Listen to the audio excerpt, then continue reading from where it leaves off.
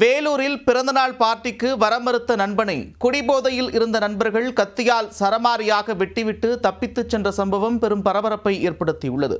மது விருந்துக்கு மறுப்பு தெரிவித்தவர் மீது கொலைவெறி தாக்குதல் நடத்தியது ஏன்? குற்றவாளிகள் சிக்குவார்களா?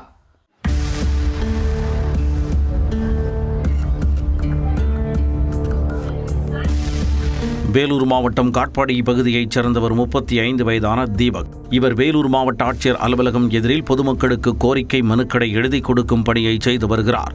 இவர் நேற்றிரவு அரசமரப்பேட்டையில் உள்ள உறவினர் வீட்டில் தங்கியிருந்தார். அப்பொழுது அதே பகுதியைச் சேர்ந்த தீபக்கின் நண்பர்களான பிரசன்னா மற்றும் தீபக்ராஜ் ஆகியோர் நள்ளிரவில் கடும் போதையில் தீபக்கின் வீட்டிற்கு சென்றுள்ளனர். தூங்கிக் கொண்டிருந்த தீபக்கை எழுப்பி அவர்கள் இன்று பிரசன்னாவிற்கு பிறந்த நாள் என்றும் அதனை மது அருந்தி கொண்டாடுவோம் என்றும் அழைத்திருக்கின்றனர்.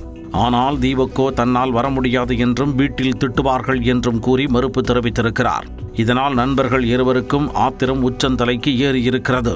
நண்பனுக்கு பிறந்த நாள் என்று கூப்பிட்டால் அதை கொண்டாட வரமாட்டாயா என இருவரும் சேர்ந்து பெரும் ரகடை செய்துள்ளனர். ஆனால் தீபக்கோ தொடர்ந்து மறுப்பு தெரிவிக்க அவர்கள் ஆத்திரத்தின் உச்சிக்கு சென்றுள்ளனர்.